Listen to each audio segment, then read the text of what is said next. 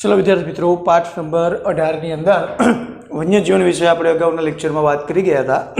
આજે થોડી વધારાની વિશેષ વાતો કરવાની છે। વન્યજીવો અને સંરક્ષણની જરૂરિયાત।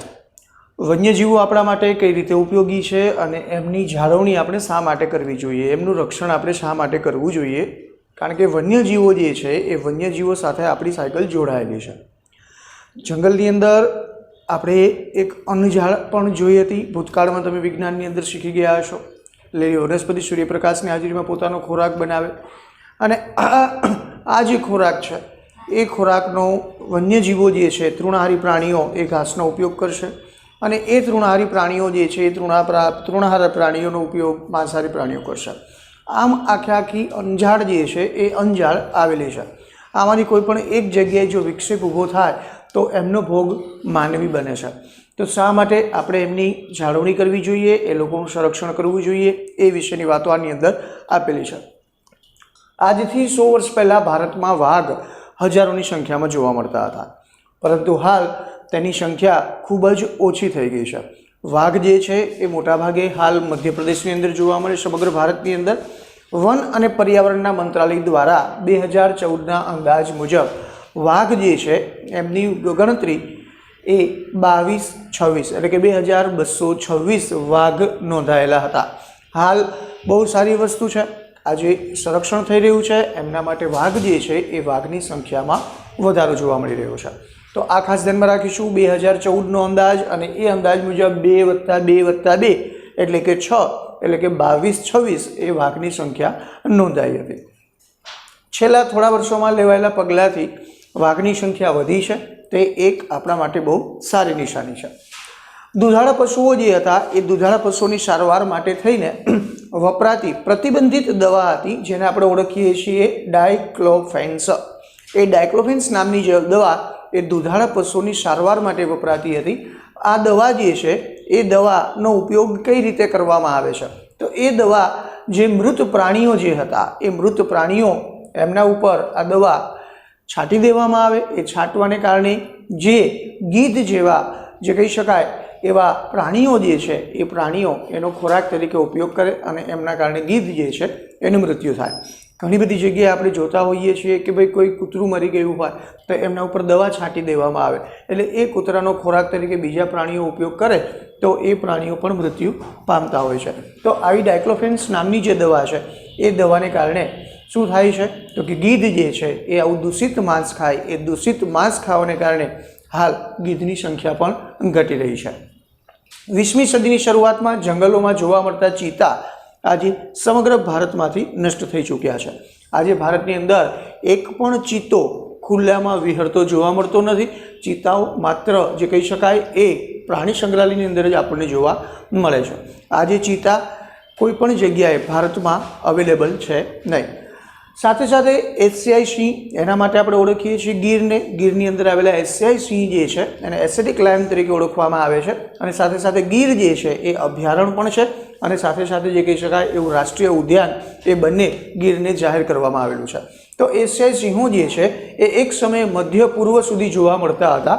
હાલ આપ ન્યૂઝપેપરની અંદર વાંચી જ રહ્યા હશો કે ભાઈ ગીરની અંદર આવેલા જે સિંહો જે છે એ સિંહોનું સ્થળાંતર કરવાની વાત થઈ રહી છે મધ્યપ્રદેશની અંદર। મધ્યપ્રદેશ સરકાર જે છે એમના માટે પૂરા પ્રયત્ન કરી રહી છે કે અહીંયા આવેલા જે સિંહો છે એ સિંહોને મધ્યપ્રદેશની અંદર લઈ જવામાં આવે, પરંતુ આ એશિયાઈ સિંહો હાલ સૌથી વધારે ગીરના જંગલોમાં જોવા મળે છે। આજે ગીરના જંગલમાં એમનો વિસ્તાર વધી ગયો છે અને લગભગ જે કહી શકાય એવો મોટા ભાગનો જે ક્ષેત્રફળવાળો વિસ્તાર એ દરેક જગ્યાએ સિંહો જે છે એ ગીરમાં આવેલા છે। 2015ના વન અને પર્યાવરણના મંત્રાલય દ્વારા એમની વસ્તી ગણતરી કરવામાં આવી હતી। એ ગણતરીના અંદાજ મુજબ જે સિંહ જે છે એ સિંહની સંખ્યા 5માંથી 2 જાય તો 3 એટલે કે 523 એ 523 નોંધાઈ હતી। ખાસ ધ્યાનમાં રાખીશું, ચિત્તા છે નહીં। વાઘની સંખ્યા કેટલી તો કે 2226 અને સિંહની સંખ્યા કેટલી તો કે 523। એક સમયે ગુજરાતમાં વધુ સંખ્યામાં સારસ પક્ષી જોવા મળતા હતા, જેની સંખ્યા આજે ઘટી રહી છે। સારસ છે એ સારસનું પ્રમાણ આજે ઘટી ગયું છે। ગુજરાતના પર્વતીય વન વિસ્તારોનું મૂળ રહેવાસી શ્યામ ગરુડ ક્વચિત એટલે કે ભાગ્યે જ જોવા મળે છે। ગરુડ જે છે એ ગરુડ પણ આજે આપણે જોવામાં આવતા નથી।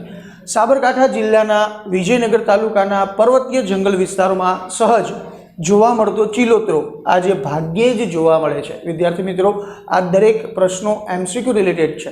એ ચિલોતરો જે છે એ ચિલોતરો સ્પેશિયલી ક્યાં જોવા મળે તો કે SKની અંદર સાબરકાંઠા જે છે એ સાબરકાંઠાની અંદર આવેલો વિજયનગર તાલુકો અને ત્યાં આગળ આવેલા પર્વતોની અંદર એ ચિલોતરો જોવા મળતો હતો, એ આજે ભાગ્યે જ જોવા મળે છે। એમ છોટાઉદેપુર જે છે એ છોટાઉદેપુરની અંદર આપણે અગાઉ વાત કરી ગયા એ પ્રમાણે ઉડતી ખિસકોલી જે છે એ ઉડતી ખિસકોલી આપણને જોવા મળે છે।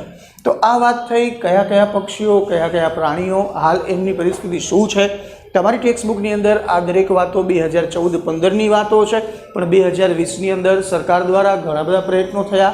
સ્પેશિયલી આના માટે અભયારણ્યો બનાવવામાં આવ્યા કે જે જગ્યાએ વન્યજીવો જે છે એ વન્યજીવો રહી શકે અને એમની સંખ્યા જે છે એ સંખ્યાની અંદર વધારો કેવી રીતે થાય એમના માટે ભારત સરકાર દ્વારા હાલ ઘણા બધા પગલાઓ લેવાઈ રહ્યા છે।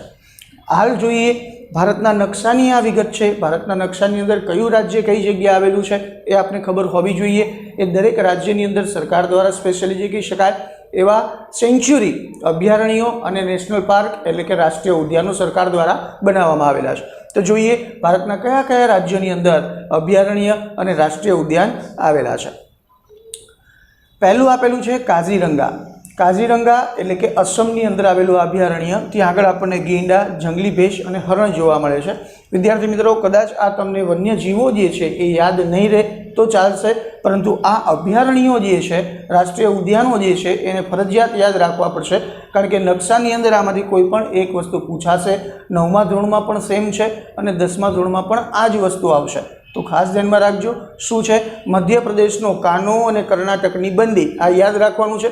મધ્યપ્રદેશનો કાનો અને કર્ણાટકની બંદી, બંદી એટલે કે બાંદીપુર અને મધ્યપ્રદેશનું કાન્હા, આ અભયારણ્યો એ સ્પેશિયલ બે યાદ રહી ગયા। ત્યારબાદ ત્રીજું છે અસમનો કાઝી। અસમનો કાઝી એટલે કે અસમની અંદર આવેલું કાઝીરંગા અને ઉત્તરાખંડની અંદર આવેલું કોર્બેટ, આ ચાર યાદ રાખવાના છે। એ ચાર છેક સુધી તમને કામ આવશે। ફરી એક વખત ચારે ચાર જોઈ લઈએ કયા કયા? મધ્યપ્રદેશનો કાનો, કર્ણાટકની બંડી, અસમનો કાઝી અને કોર્બેટ રાષ્ટ્રીય ઉદ્યાન ક્યાંનું તો કે ઉત્તરાખંડનું। આ ચારે ચાર જોડી આપણે યાદ રાખીશું। ત્યારબાદ થરનું રણ, ખ્યાલ જ હશે બધાને, મહામરુસ્થળનું રણ જેને કહેવામાં આવે, એ ક્યાં આવેલું છે તો કે રાજસ્થાનની અંદર આવેલું છે। ગીર રાષ્ટ્રીય ઉદ્યાન, ગીર શબ્દથી આપ બધા વાકેફ જ છો કે જે કઈ જગ્યાએ તો કે ગુજરાતની અંદર। દચીગામ, કાશ્મીરની અંદર આવેલું આ એક અભયારણ્ય દચીગામ। સાથે સાથે કેવલાદેવ, કેવલાદેવ ભરતપુર, ભરતપુર ક્યાં તો કે રાજસ્થાનની અંદર। રાજસ્થાનની અંદર બે વસ્તુ આવી, એક થરનું રણ છે અને સાથે સાથે કેવલાદેવ। અને લાસ્ટમાં આપેલું છે વેળાવદર, કાળિયાર, ગુજરાતની અંદર। આ આપણને ખબર જ હશે, કાળિયાર જે છે એ મોટા પાયે આપણને વેળાવદર જોવા મળે, ભાવનગરની બાજુનો વિસ્તાર, અને ત્યાં આગળ સ્પેશિયલી ગુજરાતમાં આવેલા બે અભયારણ્યો, એક ગીર અને સાથે સાથે વેળાવદર। 4 ને 2 6 યાદ રહી ગયા અને બાકીના બે ક્યાંના તો કે રાજસ્થાનના। તો આ આપણે 9 જે અભયારણ્યો છે એ 9 અભયારણ્યો આપણે યાદ રાખવાના છે, જે પરીક્ષા માટે એકદમ ઉપયોગી છે। એમાં પ્રાણીઓ જે છે એ પ્રાણીઓ આપણને જોવા મળતા હોય। હવે એવું નથી કે સ્પેશિયલી એના માટેના અલગ અલગ પ્રાણીઓ હોય, આ દરેક અભયારણ્યની અંદર દરેક પ્રકારના પ્રાણી અને પક્ષીઓ આપણને જોવા મળે છે। ખાસ કરીને યાયાવર પક્ષીઓ જે છે, યાની કે બહારથી ઉડીને આવતા યાયાવર પક્ષીઓ એ આપણને ભરતપુર, કેવલાદેવની અંદર જોવા મળે છે। એવી રીતે ગુજરાતની અંદર નળ સરોવર જે છે એ નળ સરોવરની અંદર પણ આપણને સ્પેશિયલ ફ્લેમિંગો જોવા મળે। પોરબંદર છે, પોરબંદરની અંદર પણ આપણને ખાડીવાળા વિસ્તારની અંદર ફ્લેમિંગો જોવા મળે। આ બધા કેવા પક્ષીઓ છે તો કે યાયાવર પક્ષીઓ છે। યાયાવર પક્ષીઓ એટલે કેવા પક્ષીઓ તો કે એક દેશમાંથી બીજા દેશમાં જતા હોય આ જે ફ્લેમિંગો, અને આ જે પક્ષીઓ જે આવે છે એ પક્ષીઓ યાયાવર પક્ષીઓ છે કે જે સ્પેશિયલી શિયાળા દરમિયાન પોતાનો સમય કાઢવા માટે અહીંયા આગળ આવતા હોય છે। તો વિદ્યાર્થી મિત્રો, અહીંયા આગળ અભયારણ્ય વિશેની આપણે વાત કરી।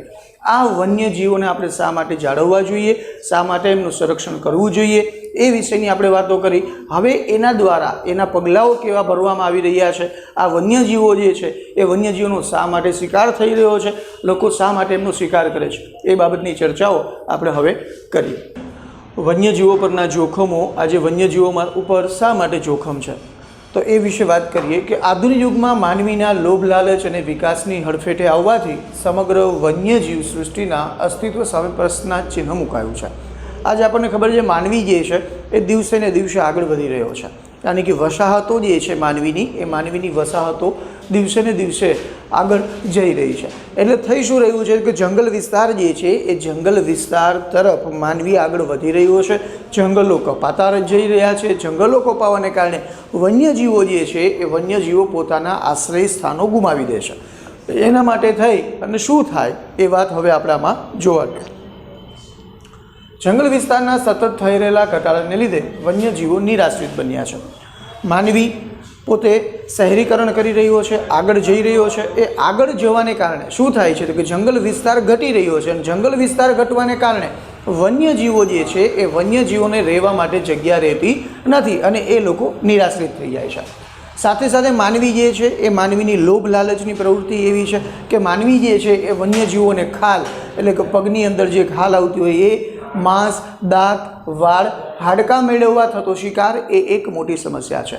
માનવી આજે વન્યજીવોનો શિકાર કરી રહ્યો છે કારણ કે એ વન્યજીવો જે છે એ વન્યજીવોમાંથી આ દરેક વસ્તુ માનવી મેળવવા માગે છે અને એના માટે થઈ અને આજે આપણે એમનો શિકાર કરી રહ્યા છીએ.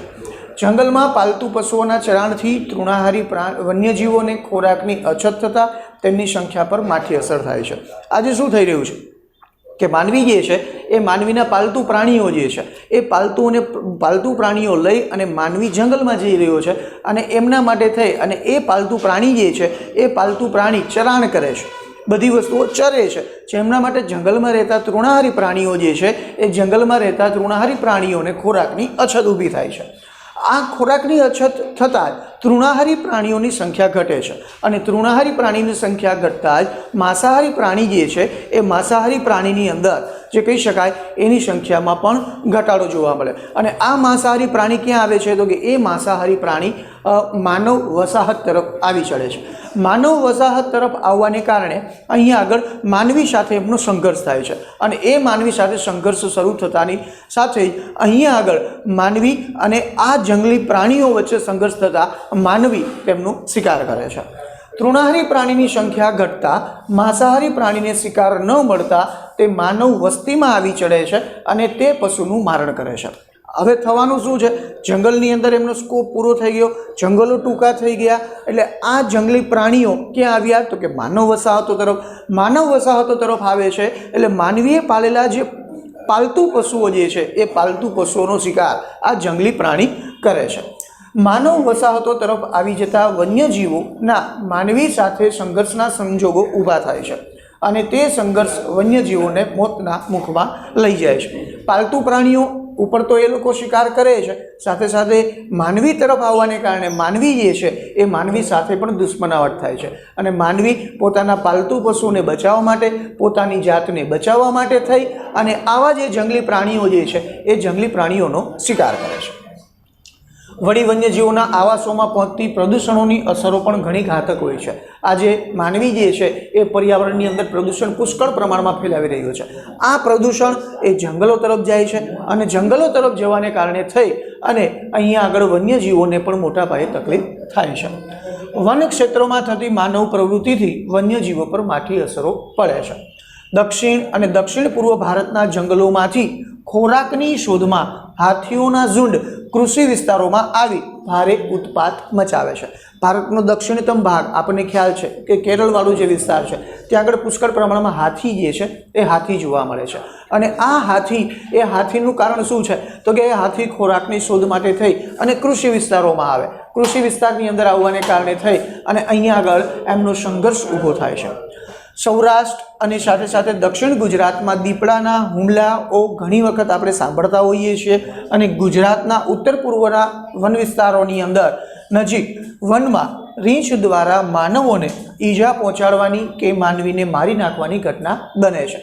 રીંછ જે છે એ રીંછ પણ માનવી ઉપર શિકાર કરી રહ્યો છે. તો આ એક એવી ઘટનાઓ થઈ રહી છે કે ભાઈ જંગલની અંદર રહેતા માંસાહારી પ્રાણીઓ જે છે એ માંસાહારી પ્રાણીઓને કહી શકાય એવા શિકાર ન મળવાને લીધે થઈ અને એ હાલ આજે માનવી એમનો ભોગ બની રહ્યો છે. જો આવા પાલતુ પ્રાણીઓ અને આવા વન્યજીવોનું ધ્યાન રાખવામાં નહીં આવે તો એ સમસ્યા એ આપણા ઉપર આવી ચડશે. જોઈએ છીએ અહીંયા આટલું જાણવું ગમશે, એ તમારા માટે વધારાનો વિસ્તાર છે. ગુજરાત જે છે એ ગુજરાતનું રાજ્ય પ્રાણી તરીકે આપણે સિંહને સ્વીકારેલું છે, સાથે સાથે રાજ્ય પક્ષી તરીકે એ આપણે સુરખાબને ઓળખીએ છીએ। ગુજરાતનું રાજ્ય પ્રાણી એ સિંહ છે, જ્યારે ગુજરાતનું રાજ્ય પક્ષી એ સુરખાબ છે।